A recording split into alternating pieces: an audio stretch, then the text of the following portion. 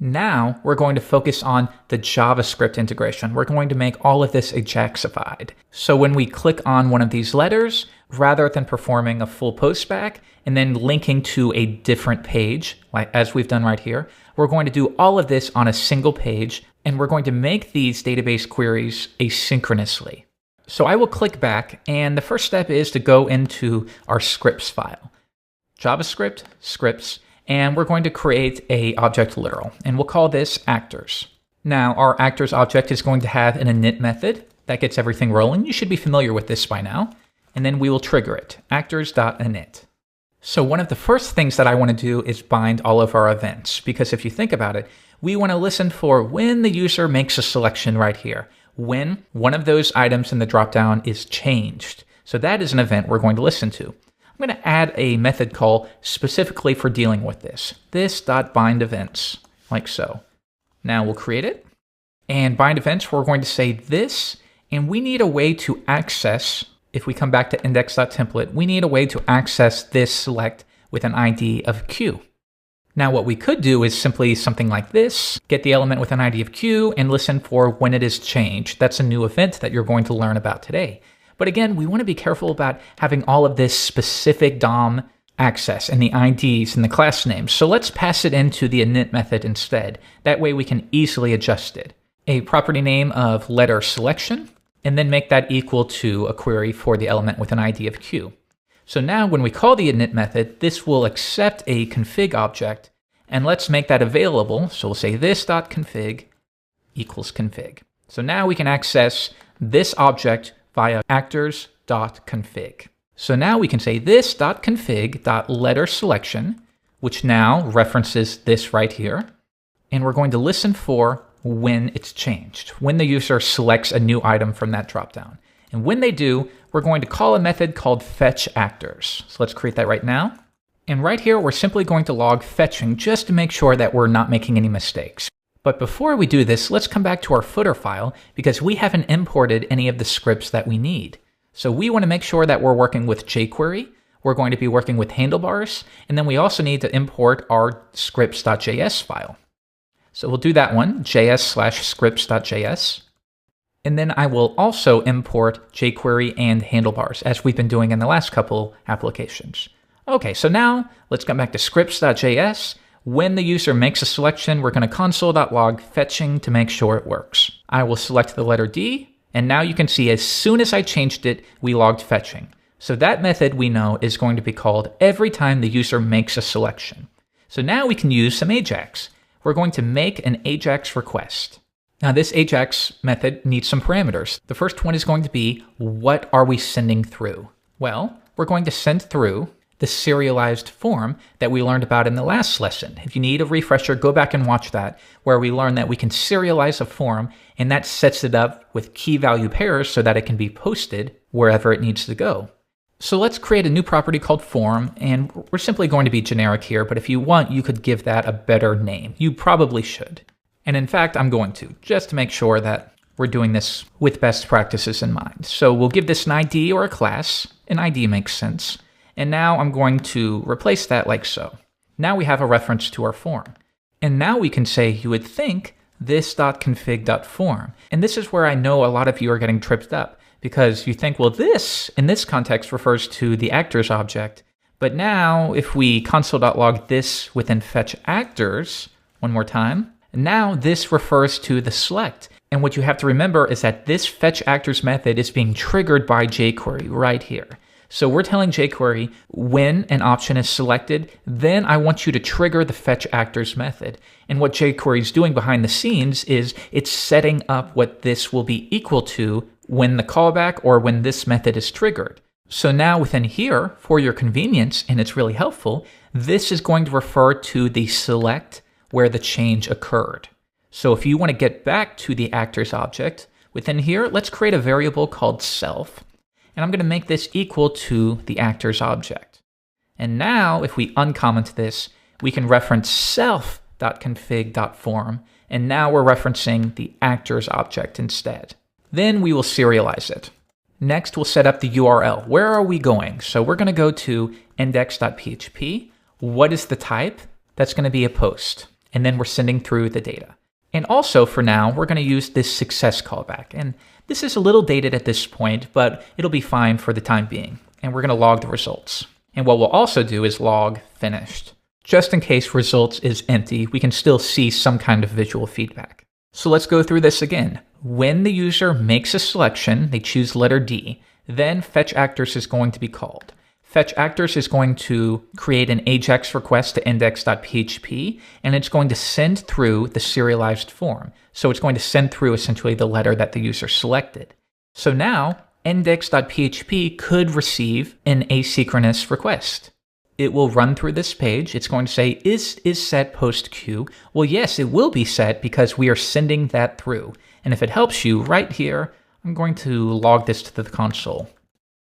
Reload, make a selection, and in this case, we're getting the full results because we're running the Ajax request. For now, I'm going to return just so we get that one result. And now you'll see that's what serialize is doing. And that's going to be sent through to index.php, at which point that file can access it through the post superglobal. So let's get rid of all of this. Index.php is going to run. Is set post queue? Yes. And then we create this actors, but we need to be able to echo something back. So for now, let's just echo received, and then we'll return. So let's try that. Reload the page, make a selection D. It says finished, that's from our callback, and then we get received. Cool. So at this point, let's see what would happen if we did echo actors. Does that work? Well, let's try it. Make a selection D, and we're just going to get array, because that's how you can't echo an object. So another way would be to encode this. JSON encode. Let's try that. Now we've encoded it with PHP. I'll click D, and now look what we get in response. Okay, so now we're getting a lot closer to what we want. But I want to show you something else. Instead of logging it, let's log type of results. Are we getting a string back, or are we actually getting an object? Let's choose D, and we get string. Well, we encoded it with PHP. We know that, so when we get it back, it's a string. Why don't we tell jQuery that the data type that we expect in response is going to be JSON? Now let's do it one more time, select D, and because we did that, now jQuery knows to parse it as JSON. So at this point, one more time, just log the object, click D. There are no E's, so let's do D, and we get a list of all of these objects.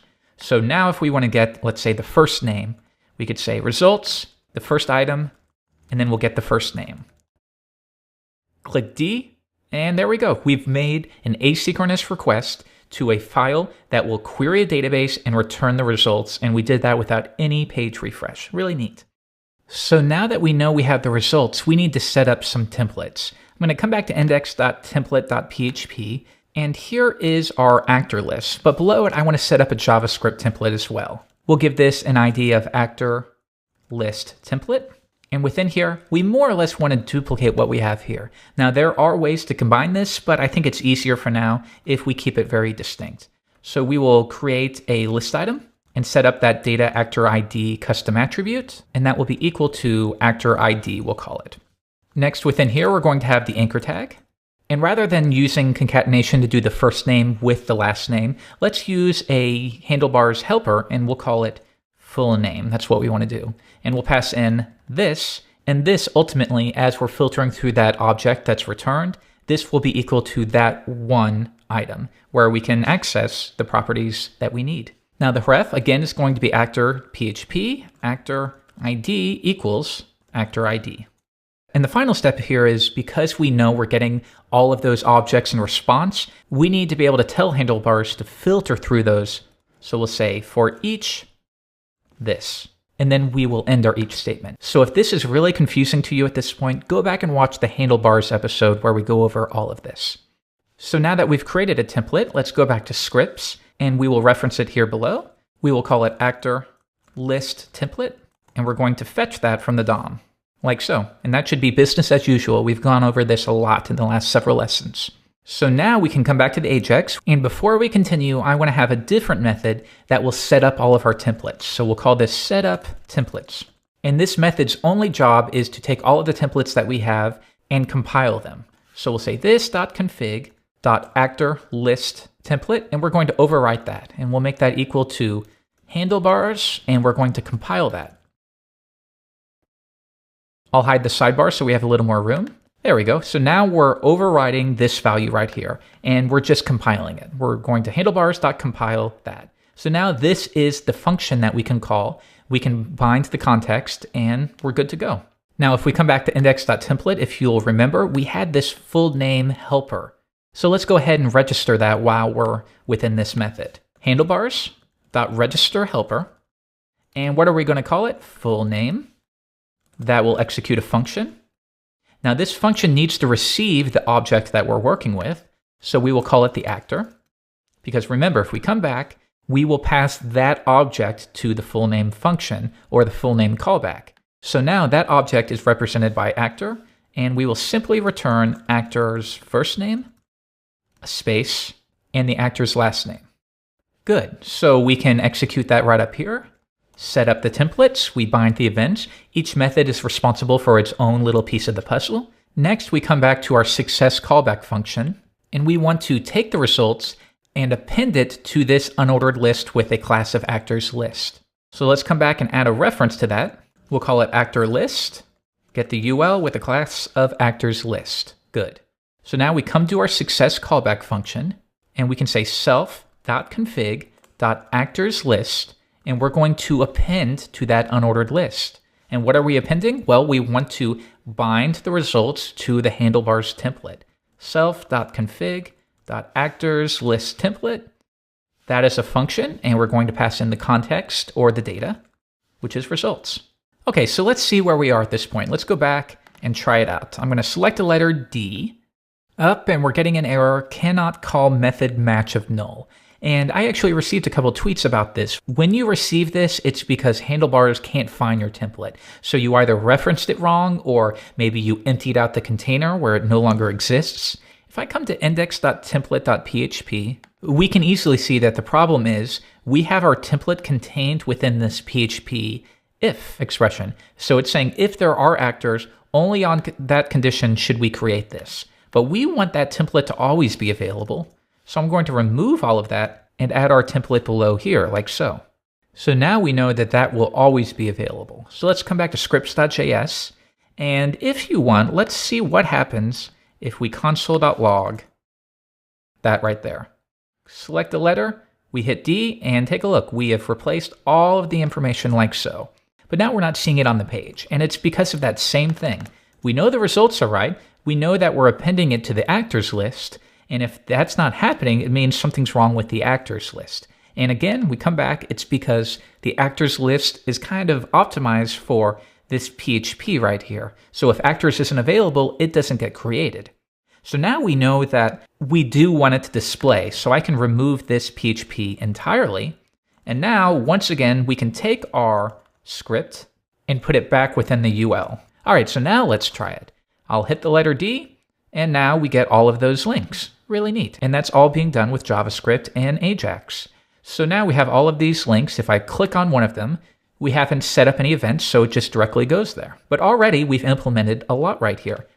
And what's great about this is if JavaScript is disabled, it's still going to work. You don't want to get in those situations where your application, especially if it's a simple website, exclusively relies on JavaScript to execute properly. We want it to work in both situations. JavaScript is just being used as a helper. So we go to B and we go to A. But now you see this new issue.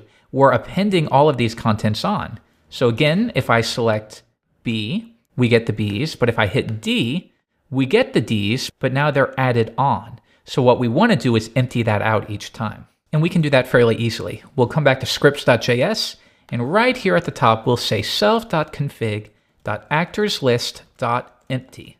Or, because we can chain in jQuery, we can simply remove that, empty it out, and then append to the results. One more time, click B, we get B. Click C, we get C. Click D, we get D. Very snappy. So the next step is, I see here we still have this button, but we're not using it because we're using JavaScript instead.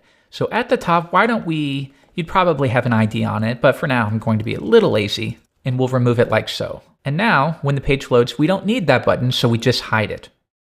Choose a letter, but now it's important to note, again, if I load the page and we do a letter, where there are no results, there's obviously no actors where the last name begins with E, we don't get anything. We should provide some level of response for the user. So why don't we come back and right here where we fetch the actors, we can say if there were results, so we can see if we can get access to that first item in the results. If we were able to, then we have results. Otherwise, nothing was returned. So if that's the case, then we will do that. Otherwise, self.config.actors list, and we will append, for now, we'll just append a list item that says nothing returned. That way they at least get a little bit of feedback. Click E, nothing returned. D, they get the results. C, but go to maybe something like Z. Oh, there are Z's. Let's do X.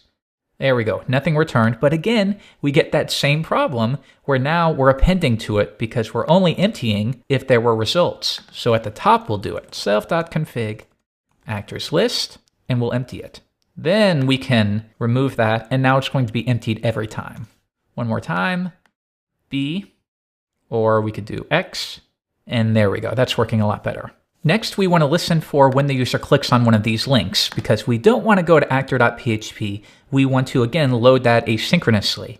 So I'm going to come back to our scripts.js and bind another event. And we're going to listen for when the actors list, we're going to listen for when one of the anchors is clicked, or one of the list items. So we'll listen for click. We'll use event delegation to listen for the list item.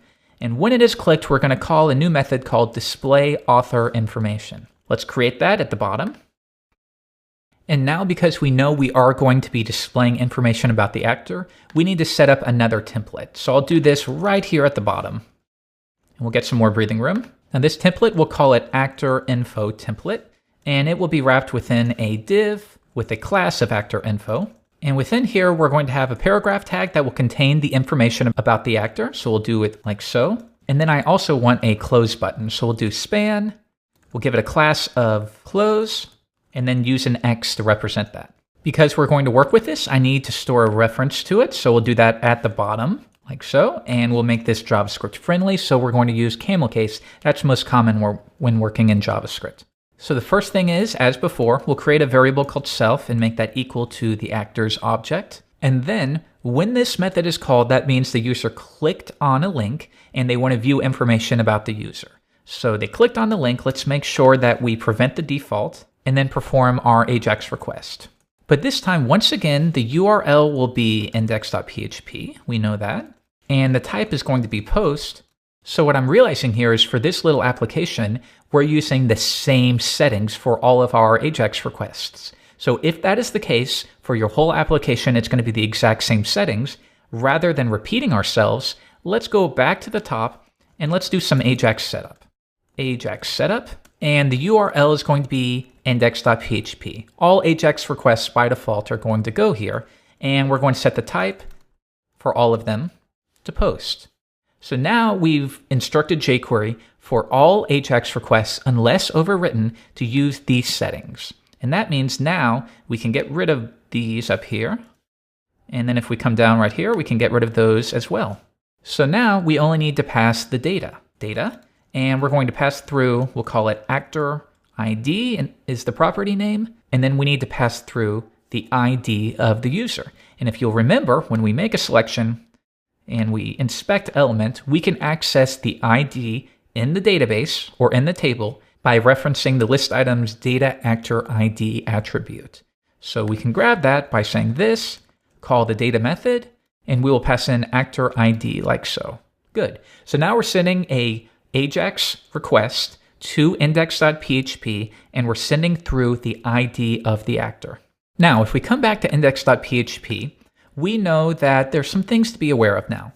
Right now, we've optimized it for JavaScript because we've echoed out those results. But remember, if we're working with PHP, we're returning and then we never load anything else. So it seems like what we need to do is have a way to detect whether it was an Ajax request that loaded this page or not. And we can do that pretty easily. I'm going to open up functions.php, and at the top, we're going to create a helper function called isXhr. Now, when jQuery executes these Ajax calls, it actually sets a header called HTTP X requested with. So we can return from this function isSet server HTTP X requested with. So now this will either return true or false. If we make an Ajax request, now we have a function we can use to determine, was that an Ajax request that triggered this page, or was it just a regular page load? Which means now we can say at the top, we'll do this, if is XHR and is set post Q. In that case, we can grab this information right here, paste it in, and we can even shorten this just a bit. We can copy that, paste it in here, and we can echo that out and return, just to make sure nothing else on the page runs. Now we know that we want to connect on either condition, so we will place that at the top. So now, whenever the page loads, we're going to connect to the database. And then we say, was it a Ajax request essentially? And there is a Q key in the post superglobal. In that case, echo that out for the JavaScript. Otherwise, we're going to run right here, and this will just be for regular PHP stuff, in which case we can get rid of that entirely. There we go. So now we need to do one more, and we're going to listen for if, once again, is XHR, and we have the actor ID key in the superglobal available. So we can say if is set post actor ID. In that case, we know that an Ajax request triggered it, and we do have an actor's ID available. And then we simply do info, get actor info, and we're going to send through the actor's ID. And in this case, we don't need the actor's first name or last name because we're still on that page. So we're going to return the film info column from the database in return. All right, let's try that. Reload the page, open up the console, choose a letter, click on it. That's going to make the Ajax request. But if we come back to scripts.js, we don't have any kind of success callback. Now we could use that success callback method, but that's not as flexible. There are better ways, and we're going to take a look at those in the next lesson. But for now, just know at a very high level that these Ajax methods return a jQuery version of the XHR object. I know that's a little confusing, but what that means is it implements what we call the promises interface, and it allows us to trigger many callbacks. So for example, I could say var jq xhr equals this, and then we could say things like xhr.done. Then we could run a function. Later, we could do it again, and you can have multiple methods when a specific Ajax request occurs. Now in this case, because we're not focusing on deferreds just yet, what we'll do is we'll try this. Because it returns that promises interface that we can work with, we can use this little number right here, done. When it's done, then execute a function. Now alternatively, we could also use helpers like success, which makes it easier to understand from the callback methods like this. But that's going to be deprecated in jQuery 1.8, so try to get in the habit of not doing that. And again, we're going to cover all of this in the deferreds lesson. So in this case, when it's done, we will get the results, and we'll say self.config, and we'll get the actor info, and that's that div with a class of actor info. And we're going to set its HTML, and once again, we're going to bind the template. Now in this case, we have set up that new template, but we haven't compiled it just yet. Well, we have a method for doing that though, so this makes it easy. Set up templates, let's copy that, paste it in, and this time we're going to change it to actor info template and replace it like so. Now we'll come down to the bottom, we'll add another one, actor info template, and replace it like so. So now all we're doing is we're just rinsing and repeat. We're grabbing the actor info template, we're storing its HTML, then we come back and we update it and compile it. So now actor info template is a function that we can pass the context or the data to accordingly. So let's come back down once again. Now we have access to self.config.actorInfo. We're going to set its HTML, and let's go ahead and bind the data. Self.config actor info. We'll call that function, and we're going to pass in the results. So we'll pass in info results like so. Okay, let's try this out. I'm going to reload the page and bring this all the way down. I'm going to make a selection Z. I'm going to click on the name. Our event is going to intercept that. It's going to load it, and now it's contained like so. But what we really want to do is have this slide down. So that means we need to do some CSS. But because this is taking up a lot of time, I'm going to go into style.css and just paste in some nice looking things. And also what I'm going to do is fetch normalize.css, which is a popular style sheet which normalizes some cross-browser issues. So now let's come back to header, and we're going to reference those, link normalize.css, and change that one to style. Okay, and let's reload the page. So now we have search actors by last name. We choose a letter. It returns those. We can click on something, and we're not going to see results, and that's because if we come to style.css, what I'm doing here is hiding the actor info by default. And that way we can slide it down with our JavaScript. So we take our actor information, we set up the HTML, and then we'll slide it down over 300 milliseconds.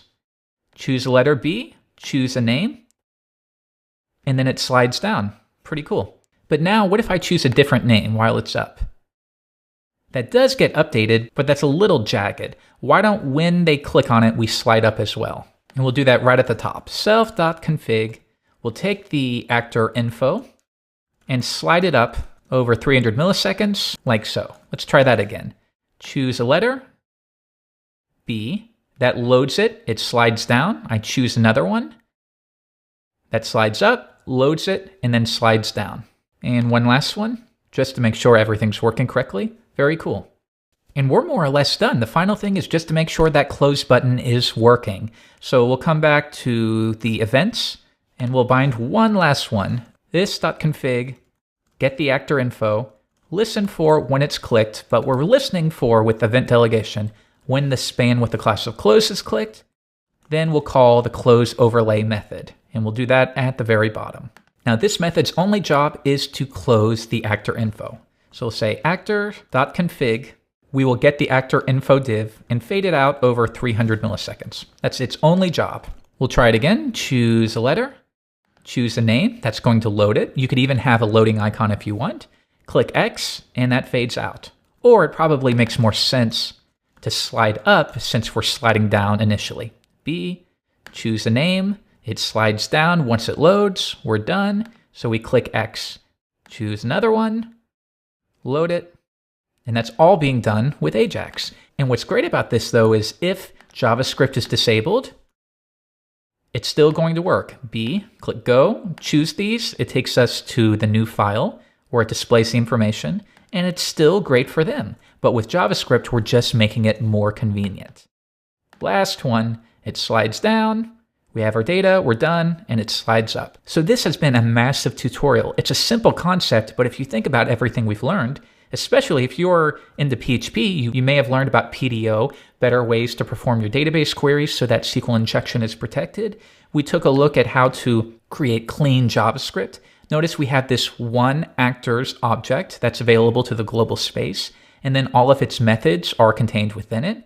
We're binding all of our events in one place. That way, if you need to debug something related to an event, you don't have to search through 500 lines. You just take a look at your events section. And the same thing for setting up our templates.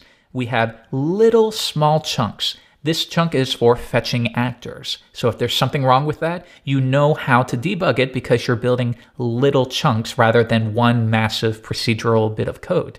All right, that's going to do it for this lesson. There's going to be lots of questions, I bet, so you can tweet me at Jeffrey_Way or go to tutsplus.com/forums. I'll see you later. Bye-bye.